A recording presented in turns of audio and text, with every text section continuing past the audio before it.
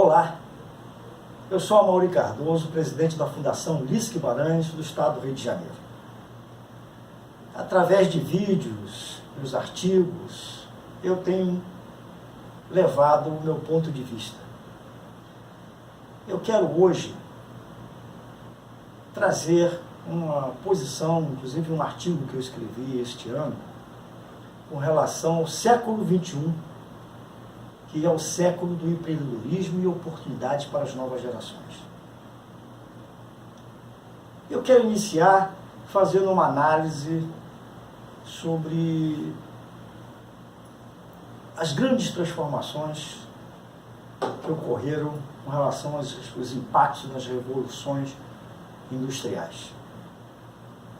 O processo histórico civilizatório, ele sempre foi marcado por grandes revoluções que provocaram mudanças bruscas na sociedade, em especial com relação aos aspectos de costumes e culturas. As transformações provocadas durante o tempo quebraram paradigmas e causaram significativas mudanças no comportamento da sociedade. A luta travada entre ciência e religião, ela é milenar. E seus conflitos foram e são sentidos pela sociedade. Entender e aceitar, sem resistências, essas mudanças, sempre foi um dilema societário. Vejamos, a humanidade viveu 3 revoluções industriais desde o século XIX. A primeira introduziu a máquina a vapor. Passou pela segunda, caracterizada pelo uso da eletricidade e da produção em massa. Em seguida veio a terceira, que teve como referência a tecnologia e a automação. Chegando à atual, a contemporânea, que é a 4ª revolução industrial, que é a da era digital.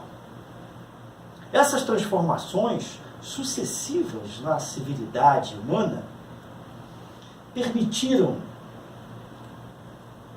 um atual grau de civilização e desenvolvimento de nossa época.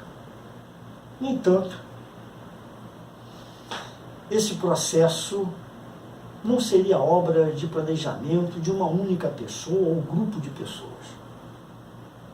Foi a somatória dessas transformações que permitiu a constituição da atual civilização.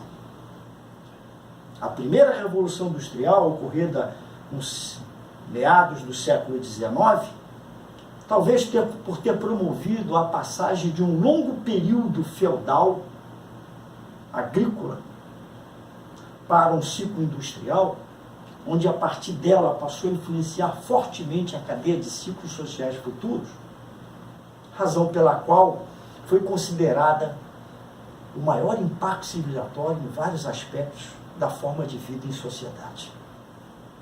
Em especial no campo socioeconômico, onde o cotidiano da população foi mudando completamente. O século XXI se apresenta como uma nova onda de mudanças radicais na produção industrial. Resultado da convergência da robótica, da nanotecnologia, da biotecnologia, das tecnologias de informação e da inteligência artificial. Essa nova revolução industrial, a 4ª revolução industrial, também conhecida como uma indústria 4.0, está provocando mudanças muito rápidas na indústria e no modo como os negócios ocorrem no mercado de trabalho.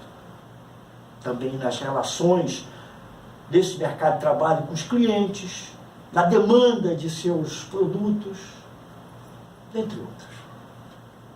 A revolução que estamos vivenciando é a mais rápida que as anteriores e provoca sensíveis mudanças na forma como produzimos, como distribuímos e como consumimos.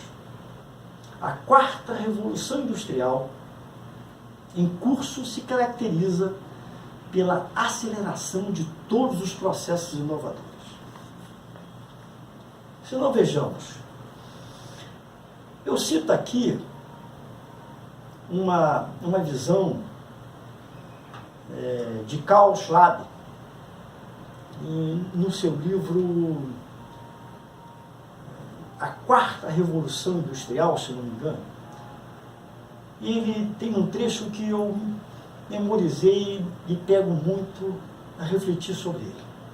Quando ele diz: estamos a bordo de uma revolução tecnológica que transformará fundamentalmente a forma como vivemos, a forma como trabalhamos e nos relacionamos. Ele diz que em sua escala e alcance e complexidade, essa transformação será diferente de qualquer outra coisa já vivida pelo ser humano. A atual e futuras gerações precisam urgentemente entender esta forte revolução que atinge,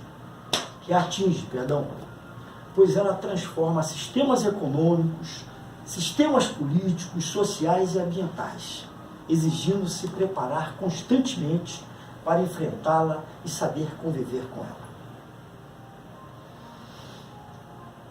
É fato que as tecnologias emergentes criaram novas formas de mobilidade, novas formas de comercialização, de geração de valor e distribuição de oportunidades. O desafio mais importante que temos hoje é garantir que essas oportunidades sejam distribuídas de modo equitativo.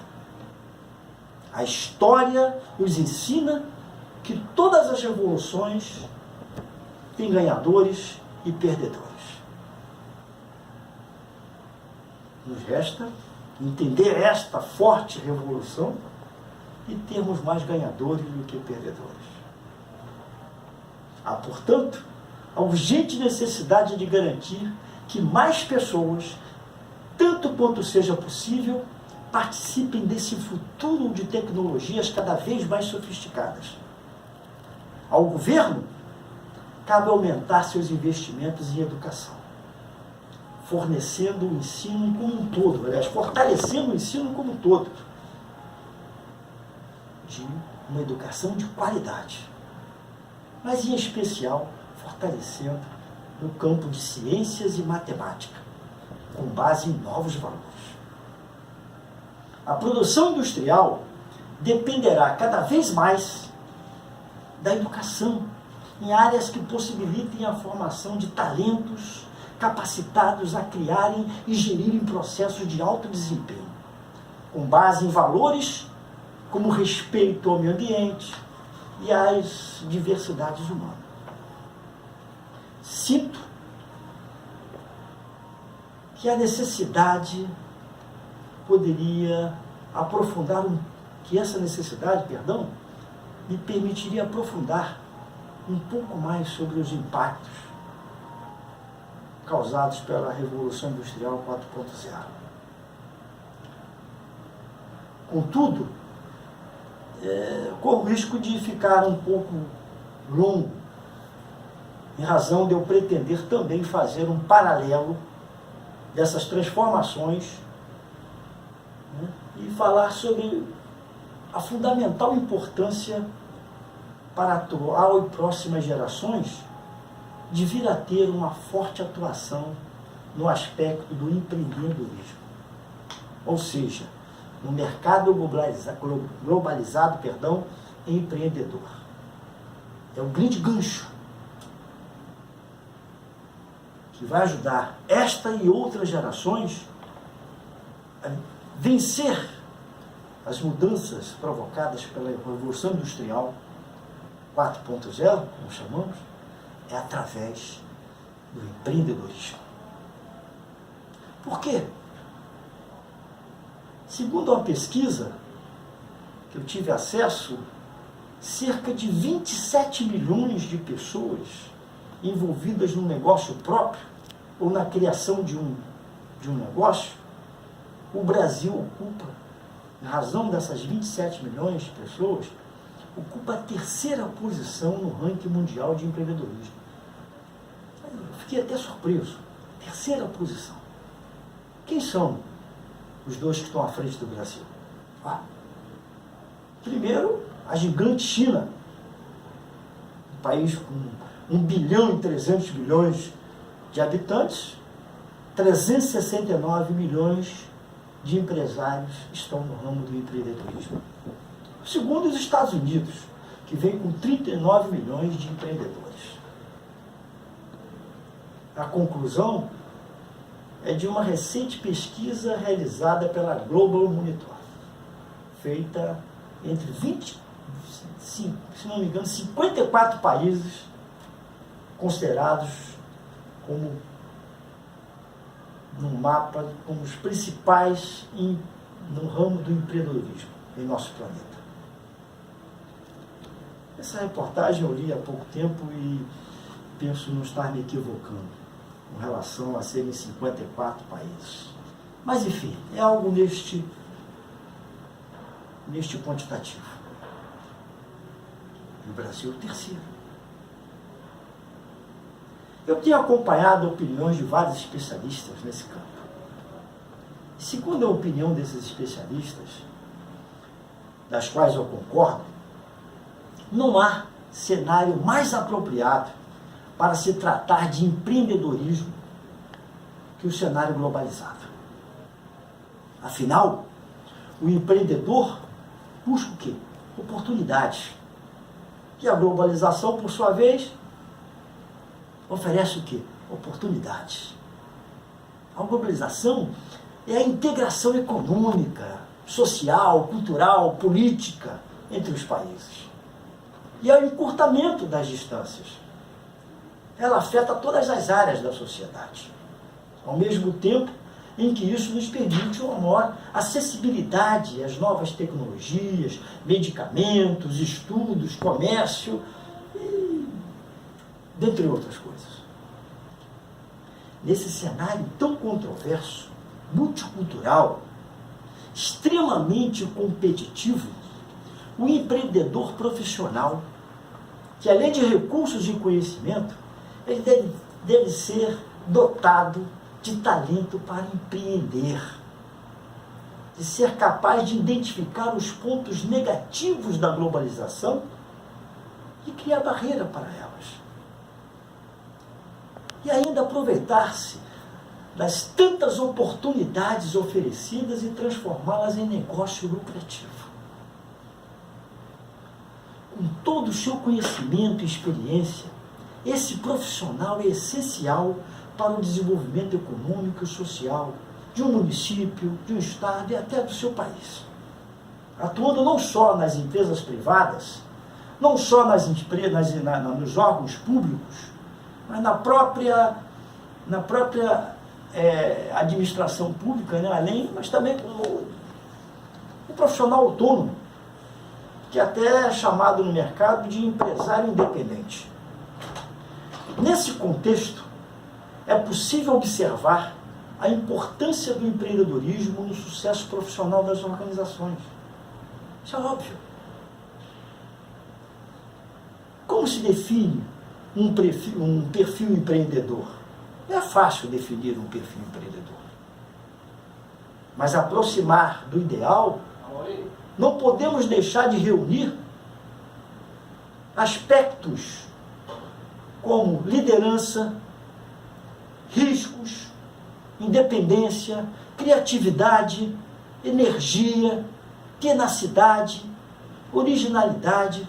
Tudo isso são questões fundamentais para o sucesso de um grande empreendedor. Segundo Cavalcanti, em um livro que eu li de 2001, ele dizia que no Brasil, somente há pouco tempo as escolas e o ensino superior apresentaram a preocupação com a formação de novos empreendedores. Que absurdo! Dizia ele que entidades voltadas como as micros, pequenas e médias empresas eram apenas aquelas que tinham apresentado essa preocupação maior. Como, por exemplo, o Sebrae, Senac, Senai, Simp. Enfim, olha o contrassenso.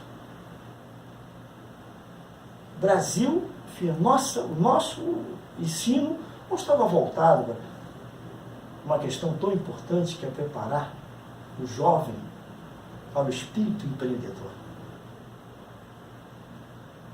Os empreendedores genuínos possuem um sentimento aguçado de realizar coisas novas.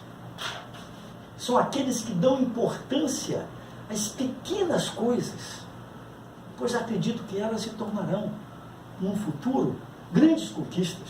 Essa é a visão do empreendedor, onde a inovação e crescimento são considerados duas palavras-chave para se definir um empreendedor de talento.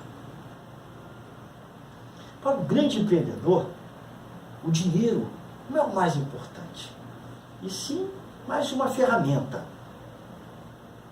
Talvez a melhor definição para qualificar o que torna um empreendedor diferente é o modo como ele se posiciona e o seu foco na sua área de negócio.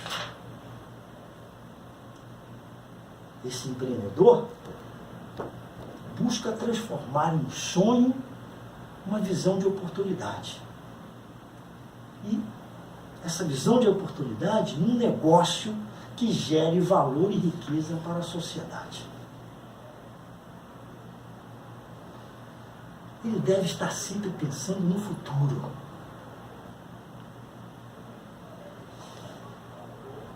Mas já na visão do sociólogo Karl Robb, ele destaca que os empreendedores precisam escolher entre dois caminhos: trabalhar para atender às necessidades de um mundo digital ou focar em todas as coisas que os computadores não podem fazer, que envolvam experiência, empatia, hospitalidade. Dizia esse pensador que uma opção interessante para os empreendedores é focar todas as coisas que os computadores não podem fazer. Smartphones podem fazer um monte de coisas, mas não pode oferecer empatia, criatividade, afetividade. Esta é a palavra-chave do sucesso de um bom empreendedor. Então, isso quer dizer que é o quê? Há espaços para quem souber investir em hospitalidade, em autenticidade, trabalhos feitos à mão, turismo de experiência, comidas típicas, dentre outros. Há espaço para quem souber contar boas histórias que sobreviveram ao teste do tempo. Deu para entender? Eu quero aqui finalizar dizendo que me cabe destacar que a concepção do jovem no mundo contemporâneo está mudando e muito. Os jovens do século XXI, a chamada geração Y, possuem um perfil de empreendedores porque são questionadores e até certo ponto revolucionários por querer mudar o mundo. Parecem querer contrariar tudo que seus pais ou pessoas de mais experiências tentam de fazerem acreditar ser o correto. Verdade. O que significa é que um elevado percentual de jovens, o que atribui a baixa oportunidade de ocupar um emprego convencional de carteira assinada, tem trilhado a experiência no ramo do empreendedorismo em razão de oferecer muitas vertentes, procurada no caso aí a mais procurada é o que chamamos de marketing multinível. Ou, o que quer dizer isso? Um marketing de rede. Em razão da oportunidade de criar seus próprios ativos e adquirir riqueza, sendo algo sem grande risco e sem grande investimento, onde o jovem entra no empreendedorismo com relativa facilidade, realizando um sonho de, através de treinamento apropriado, ser autônomo, não tendo chefes pegando no seu pé.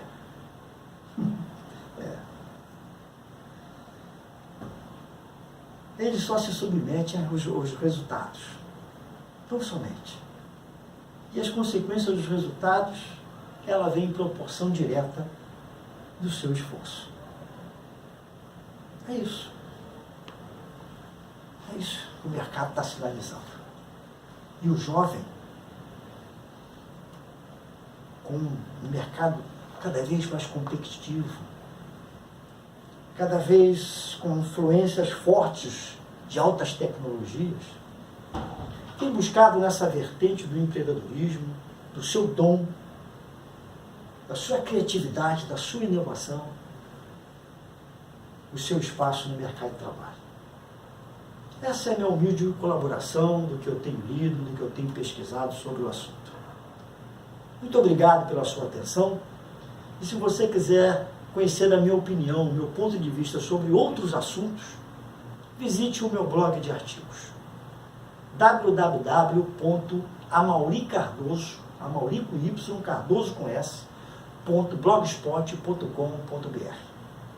Fica aqui o meu abraço, muito obrigado pela sua atenção, até a próxima.